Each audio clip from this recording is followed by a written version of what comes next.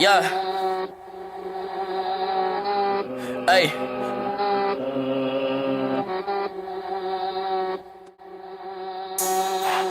Yeah.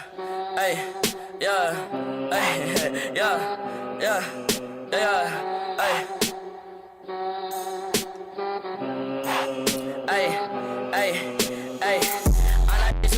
Hey guys, today we are looking at cars and bikes in Asphalt 8 with the lowest tuning kit bonuses.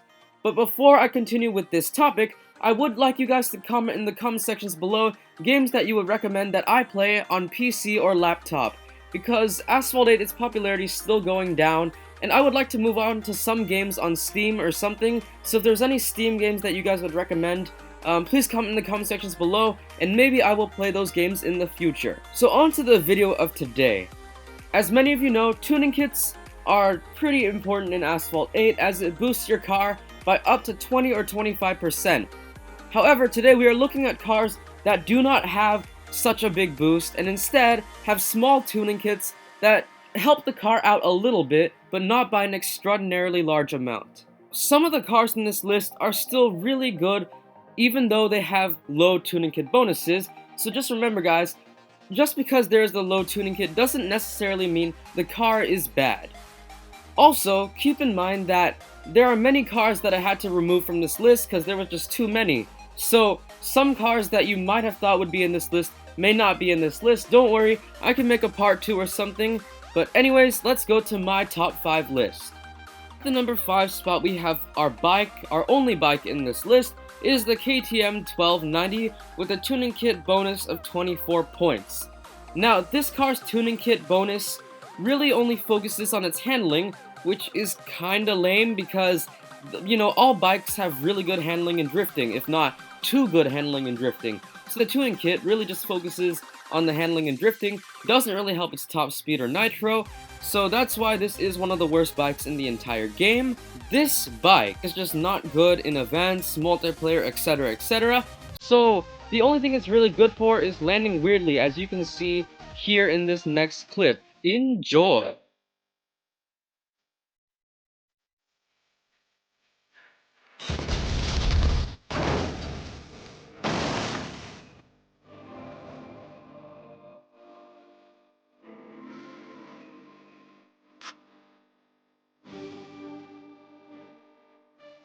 At the number 4 spot, we have the Mossler Land Shark, which is by far the best Mossler in the game of Asphalt 8, and also debatably the best credit car in Asphalt 8. The Tron Nemesis and this car, you know, their rankage, I'm not sure, because some people argue that this car is better than the Trion, and others argue the other way around. But there is no doubt that this is a magnificent car, even though it only has a tuning kit bonus of 23 points. You do have to keep in mind that this car is an elite car, meaning that you can only use this car a few times before you have to tune it and wait for, I think, what, like 2.5 hours. So, in terms of farming, this is not a good farming car because you can only use it a few times and then you have to tune it, but it is still a pretty good Class S car overall, and it will do pretty well in Class S events. Our number 3 spot also ties with our number 4 spot with a tuning kit bonus of 23 points.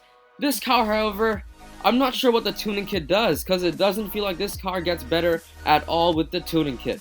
It is the NanoFloCell Quant FE, which is regarded as one of the worst cars in Asphalt 8, and also known as either the Boat 2.0, 3.0, or 4.0, one of those. Now, when a car gets the title of the Boat, for some reason in Asphalt 8, that just means it has really bad handling and drifting, and it is a very big vehicle. And that is absolutely true for this car. The only way you can get past really sharp turns, such as Sector 8 in that 1080 degree loop, is by slowing down to like 90 miles an hour and then slowly going down the loop. This car just can't turn at all, and its tuning kit bonus of only 23 doesn't really help it much at all too. The only upside to this car is really its acceleration, which is regarded as one of the best in Class S.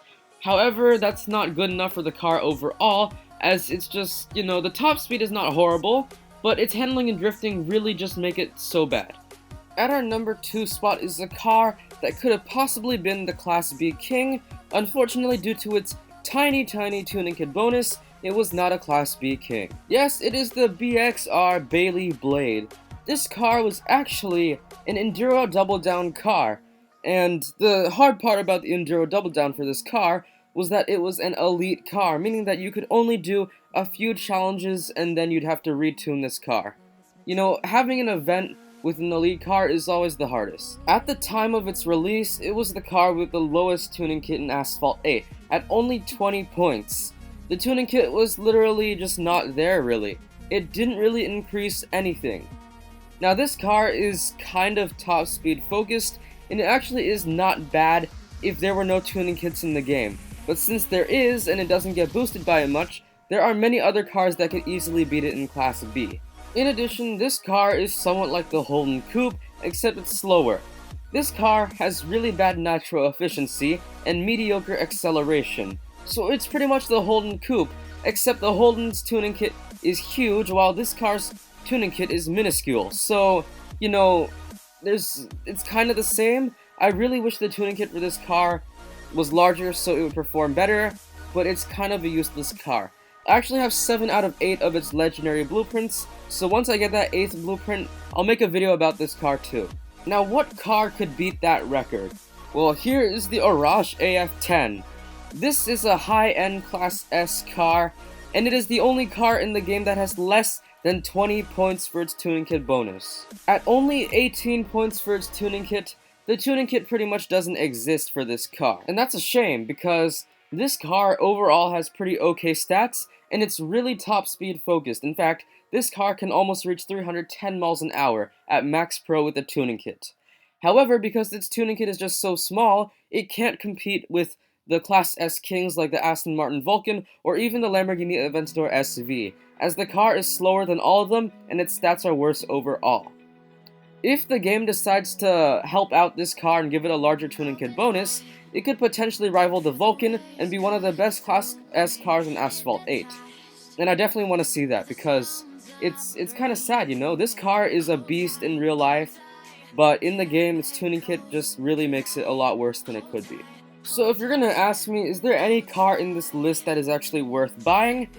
There's only one car really, and that is the Mosler Land Shark, because that car is one of the Class S credit kings in Asphalt 8. So, I would recommend that car. As for the other cars, due to their small tuning kit bonus and their stats overall, I would not recommend it. The Aris AF10 I'd sort of recommend, but there are many other better Class S choices than the Aris. Well, that's pretty much it for me. Thank you for listening. Can you guys believe that we are at 9,000 subscribers on the day I released this video? Yeah, it's already 9,000 subscribers. While I'm filming right now, we're at about 8,600, but still, we are really close, guys. And when I release this video, it will be 9,000 already. That's cool, guys. We're like the, I don't know, like 7th biggest Asphalt 8 channel? I'm not sure, actually. We're on the road to 10K, guys, and that's awesome. So thank you very much for all your support. Can you believe that it's been less than a year and we're almost at 10K? That's great, guys. Thank you very much for all your support. I really appreciate that. If you haven't seen my other videos, make sure to check them out. They're also as boring as this one, so it's obviously worth your time. Let's try to get to, let's say, 200 likes for this video. I know that sounds like a lot, but we've done it in literally every single video I've posted, except for, let's see, my Tanky Online gameplay that got like a few hundred views. That was really dumb. But yeah, let's try to get 200 likes. Make sure to like, subscribe, and also follow my YouTube, Instagram at the official Axis, where I post my upcoming updates about games and my content. And it's horrible, but you should still follow it anyways. Have a great day, be a good person, and make the world a better place if you can. If not, don't make the world a worse place, okay? Yeah, that's my life advice. Man, what am I doing? Oh man, this ending is lasting just way too long, so I better wrap it up. Thank you guys, I really do appreciate all this. Thank you for being part of the Cheese God Army.